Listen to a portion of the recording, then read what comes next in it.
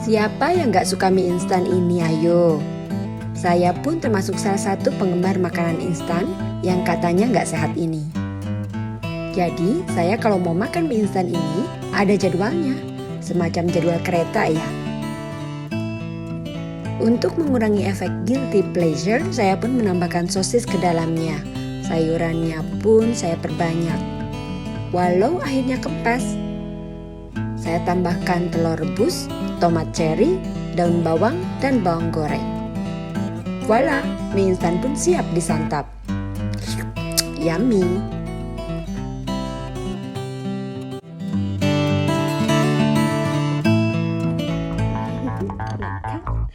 Ready?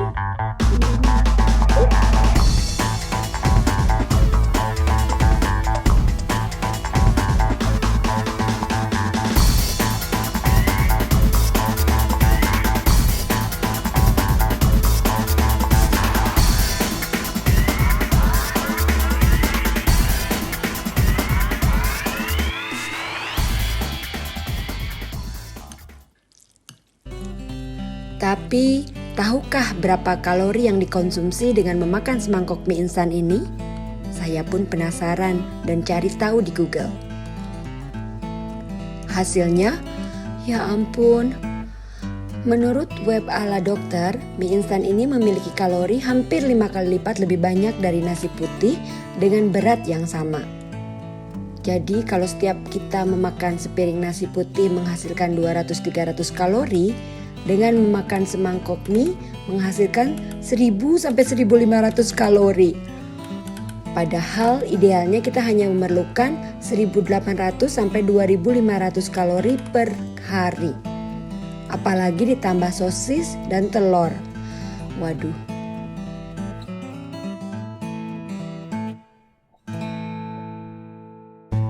Perut kenyang setelah makan siang menghasilkan kantuk yang luar biasa.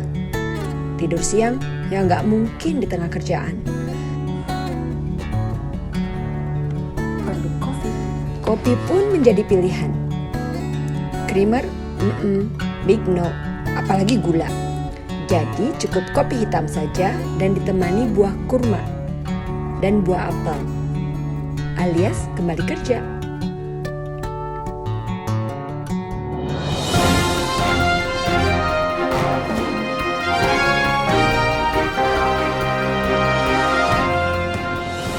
Banyaknya info yang bertaburan di media internet ataupun media sosial dan berita bernama katanya menjadi susahnya menentukan validitas sebuah berita.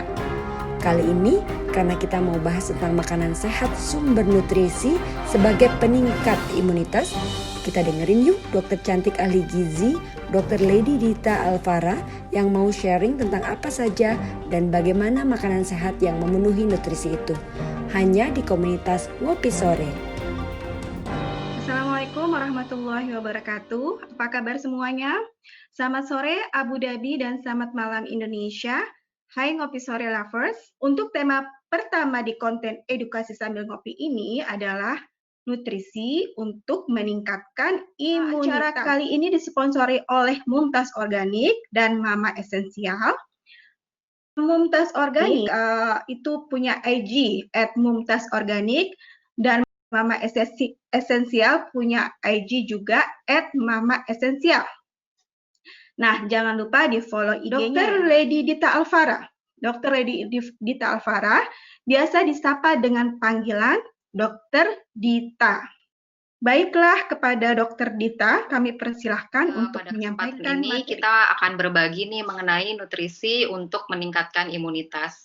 Kenapa hal ini menjadi penting ya akhir-akhir ini dan menjadi sangat hit sejak masa pandemi di awal tahun yang lalu gitu ya, di awal tahun ini, dan ternyata sampai saat ini pandemi ini masih adalah di sekitar kita ya, kasusnya juga masih bertambah, sehingga imunitas juga masih menjadi penting sampai dengan saat ini. Terlihat ya bahwa di Indonesia nih ternyata kasusnya juga masih terus bertambah ya, masih terus bertambah walaupun Mudah-mudahan sih ya, mulai minggu-minggu ini mulai sedikit menurun walaupun belum signifikan melandai. Kemudian pengobatannya semakin baik dan terus mencari yang terbaik gitu ya. Dan kasus yang makin bertambah terus bertambah ini menggambarkan bahwa ternyata penularannya masih terus terjadi gitu ya. Dan vaksin juga masih menunggu uji kliniknya rampung dan memberikan hasil-hasil yang sesuai dengan kondisi uji kliniknya. Di dunia pun seperti itu ya, sampai tanggal 23 Oktober kemarin, ternyata kasusnya masih terus bertambah. Jadi kenapa imunitas menjadi isu yang begitu penting dalam masa pandemi ini? Karena ternyata virus ini, ya, ketika dia masuk ke tubuh kita melalui saluran nafas, dia akan menstimulasi respon imun, baik respon imun seluler ataupun respon imun humoral ya. Jadi respon imun di dalam tubuh kita yang akhirnya menentukan bagaimana kondisi tubuh orang yang terkena virus ini. Kondisi imunitas ini sangat berpengaruh sehingga ada sebagian orang yang terkena virus ini menjadi sakit berat, bahkan sakit kritis, ada sebagian yang sakit sedang, sakit ringan, bahkan ada yang tanpa gejala gitu. Jadi sangat bervariasi outcome-nya dari infeksi dari virus ini. Namun isu yang paling kuat diangkat bahwa virus ini sangat berhubungan dengan imunitas tubuh masing-masing individual. Oke, next. Next slide ya. Oke. Bagaimana caranya untuk menjaga imunitas tubuh kita? Jadi ini nih yang sekarang kita dituntut pada masa pandemi ini melakukan usaha-usaha untuk menjaga imunitas tubuh kita ya. Yang bisa kita lakukan, yang pertama tentu saja menjaga kebersihan diri sendiri, ya. Jadi keluarga kita, anak-anak, ya kita himbau untuk menjaga kebersihan. Yang kedua, kebersihan lingkungan. Jadi kebersihan lingkungan itu sangat penting nih untuk mencegah adanya infeksi berbagai mikroorganisme, bakteri, virus-virus lain gitu ya, parasit, jamur dan lain-lain ya. Jadi menjaga kebersihan itu sangat penting. Yang ketiga, hidrasi. Hidrasi itu yaitu kecukupan cairan. Kenapa cairan tubuh itu penting? Karena sel itu akan bekerja dengan optimal apabila terhidrasi dengan baik. Jadi ingat nih, nanti minumnya yang cukup ya, kurang lebih 1,5 sampai 2 liter per hari.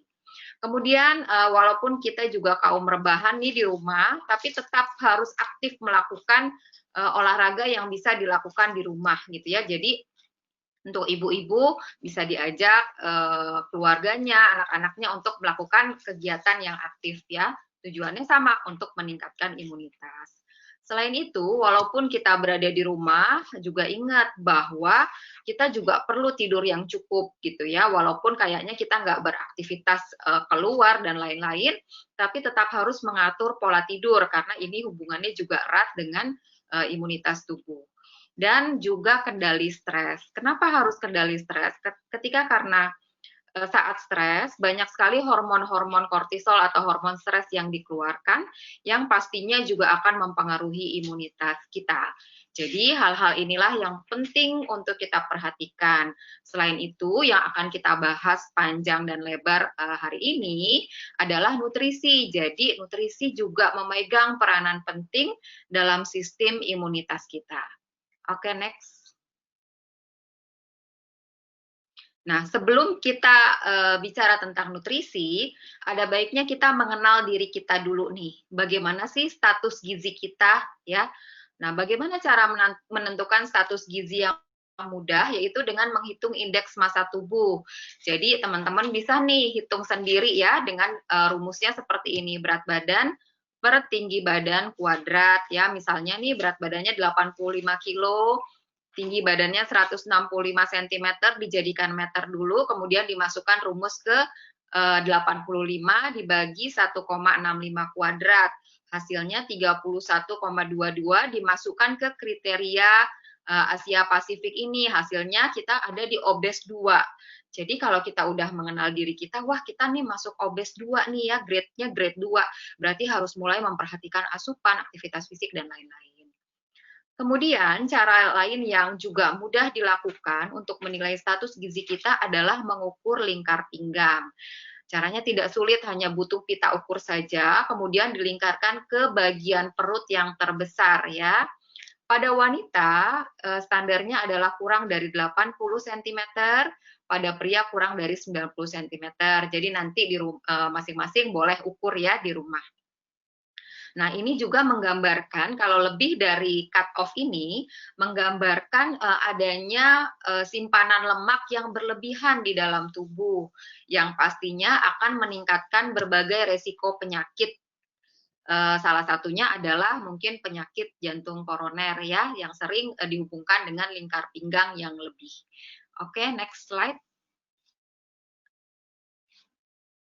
Next, oke. Nah, kenapa tadi kita menentukan status gizi? Hubungannya apa nih dengan imunitas tubuh? Karena kondisi status gizi tertentu itu mempengaruhi imunitas tubuh kita. Misalnya pada gizi kurang atau gizi buruk, di mana berbagai zat gizi itu mengalami kekurangan atau defisiensi. Itu biasanya terjadi imunodefisiensi, di mana sistem imunnya tidak bekerja optimal. Nah, satu hal lagi yang berlawanan yaitu pada kondisi obesitas. Obesitas sendiri merupakan inflamasi yang sifat peradangan atau inflamasi yang sifatnya kronik, yang akhirnya menyebabkan penurunan dari imunitas juga. Jadi, kalau tadi kita setelah teman-teman semua mengenali dirinya sebagai saya ada di status gizi mana ya. Nah, kalau ada dua hal ini, yuk kita sama-sama perbaiki kondisinya supaya imunitasnya baik. Oke, next. Next slide, please.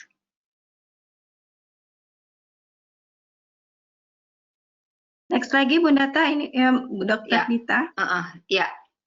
Oke, nah ini terus bagaimana nih kita untuk mendapatkan nutrisi yang adekuat untuk imunitas tubuh kita? Ya, nutrisi yang adekuat itu apa nih maksudnya? Maksudnya adalah terpenuhi kebutuhan makronutrien dan mikronutrien yang diperlukan oleh semua sel untuk berfungsi optimal, termasuk sel imun tadi.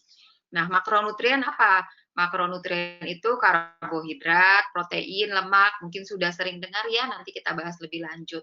Mikronutrien itu vitamin, mineral, dan ada juga satu lagi namanya nutrien spesifik. Itu jadi zat-zat gizi yang spesifik yang diperlukan oleh tubuh. Salah satunya contohnya omega 3 ya.